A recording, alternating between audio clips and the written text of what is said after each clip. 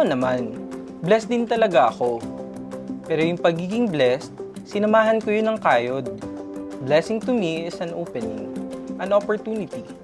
To enjoy the true value of blessing, we need hard work.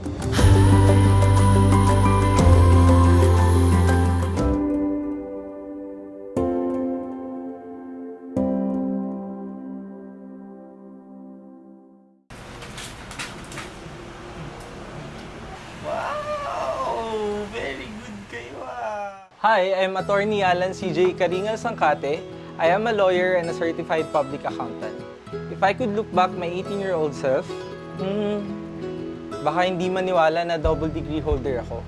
Kasi nung mga panahon na yon, second year college ako, dapat titigil na ako sa pag-aaral. Sobrang hirap ng buhay.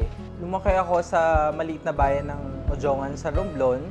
Kasama ko yung buong family ko doon. And I stayed there until high school bago ako lumuwas dito sa Manila for college. May maliit kaming tindahan sa palengke at si nanay yung nagmamanage doon or siya yung nakatutok talaga sa negosyo. Saan si tatay? Hello! Si tatay naman, ang hanap buhay ay pamamasada ng tribike or tricycle. Apat kaming magkakapatid, si Kuya Christian, ako, si May at si Tisay.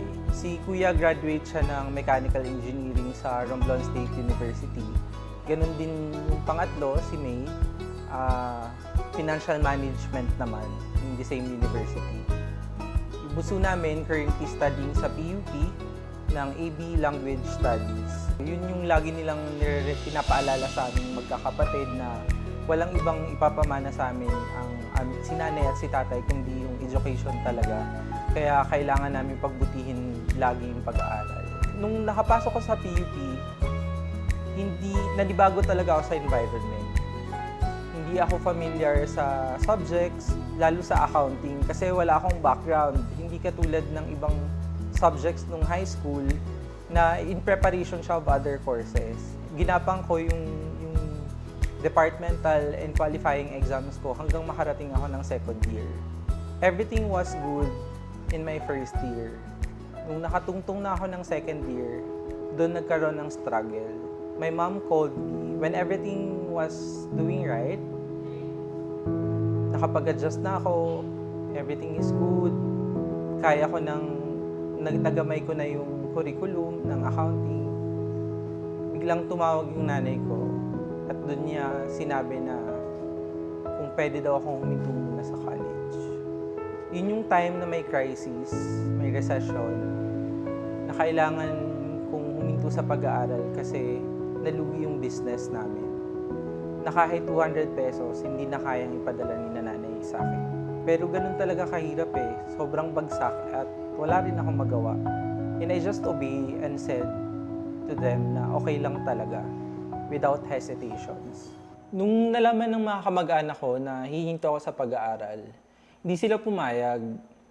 Sayang daw yung oras, yung effort, tapos yung utak. Kaya sinabi nila na pagtutulong-tulungan nila hanggang makatapos ako. Masaya syempre, tuloy ang pangarap. Hindi na nila ako pinagbayad ng share sa rent, ng utilities, at damay rin ako sa mga pagkain na pinapadala sa mga pinsan at kaibigan ko. Overflowing yung blessing, sobra. Kaya kailangan ko lang talaga tutukan yung pag-aaral ko.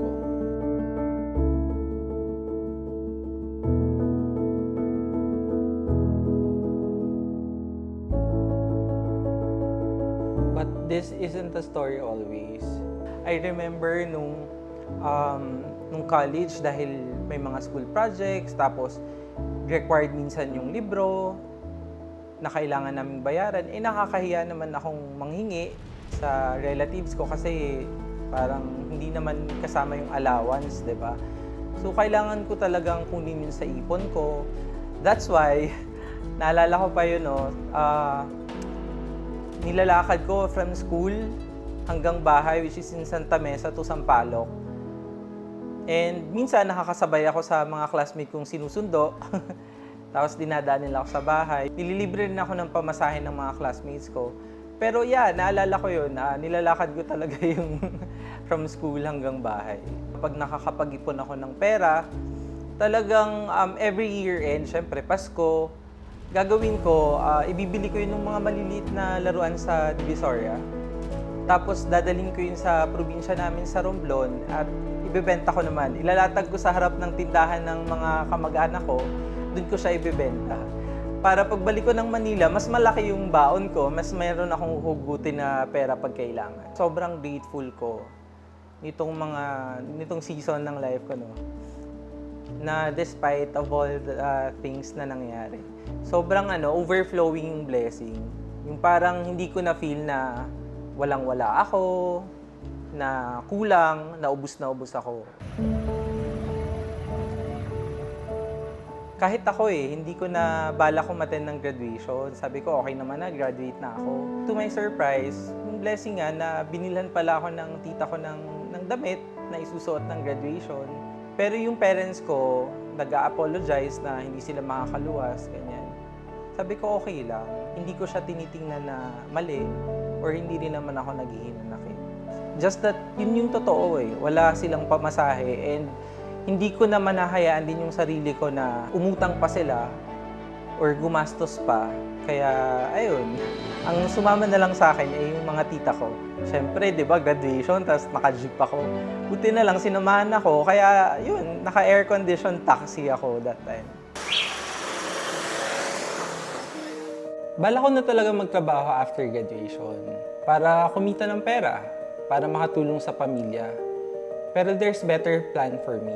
While on our way sa graduation rites, I surprisingly got a blessing from someone who I never know. In-enroll niya ako sa review school.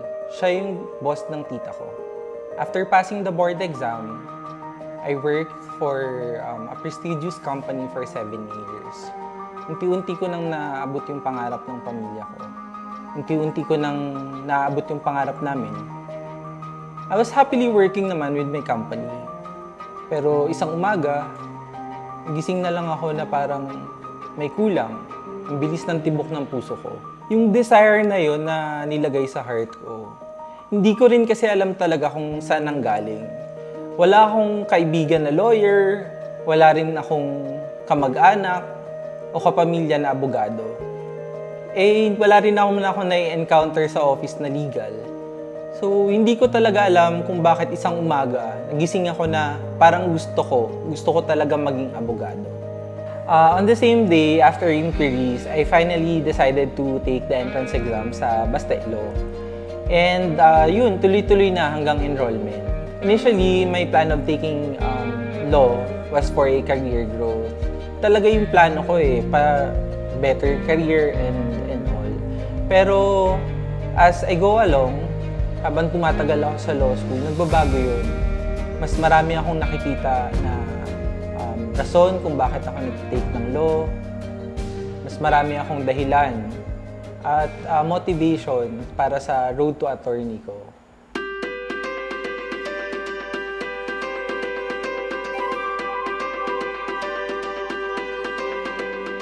Hi, nandito tayo ngayon sa Baste. Dito ko tinik ang law school ko for almost 5 years.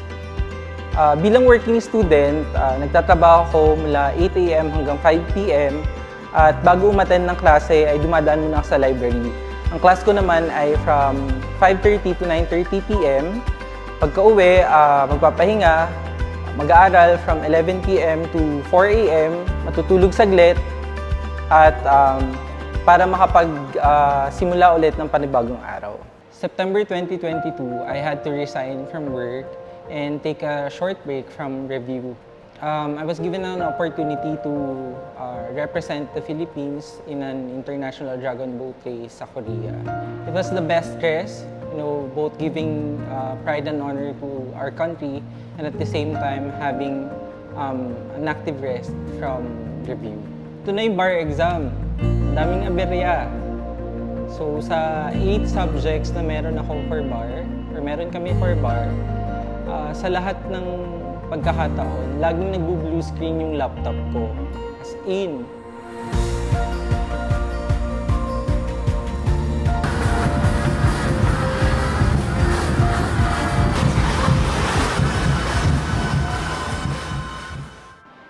So, every time na magsa-start ako ng exam, nandun agad yung kaba. Pero natapos ko naman yung bar. On the third day, lunch break, I thought wala akong salamin, wala akong eyeglasses. Ang labo ng paningin ko. Hindi ko nakikita yung mga tao or sobrang blurry ng vision ko, ng paligid. So, dali-dali akong pumunta sa clinic, nagpa-check ng BP, and there, we closely monitor it hanggang makabalik ako sa bar exam room ko. Right after kasi nung bar exam, before I close my laptop, sabi ko, Lord, kapag na ready mo yung heart ko to serve others, to serve the public, or to serve whoever needs my help, ready ako to accept. Hindi siya yung, Lord, ibigay mo to kasi gusto ko. It's the other way around. At ito, na-bless naman ako, nakapasa ako sa bar exam at ngayon ay si Attorney Alan CJ Caringal Sacate at your service. Sabi ni Rex, it takes a village to raise a whole child. And I totally agree. It takes a village for a lawyer to be made. Totoo talaga siya eh. Kaya nagpapasalamat ako sa lahat ng tao na sumuporta, naniwala at nagtiwala sa akin from day one. Sa parents ko, sa family ko, sa mga kamag-anak na tumulong, nag-abot ng tulong, sa mga kaibigan, sa mga teammate, schoolmates, classmates, professors of course, and sa mga churchmate ko. Ganun din sa mga matatalik kong kaibigan at mga pamilya nila, sa mga affiliation ko na patuloy na sumuporta sa akin hanggang marating ko yung pangarap ko, hanggang lumabas yung result ng bar exam. Sa office mates ko, sa mga boss, sa company na pinagtrabahuan ko, ganun din sa mga naging kaibigan ko at naging parte ng journey ko na to. Salamat talaga. Salamat kasi hindi naman ako naririto kung wala sa inyo, wala sa kanila. Kung hindi nila ako sinuportahan at inunawa sa lahat ng sitwasyon ng buhay ko. Salamat. Pagpapala, kayod, pagkatuto. Yan ang kwentong edukampiyon ko.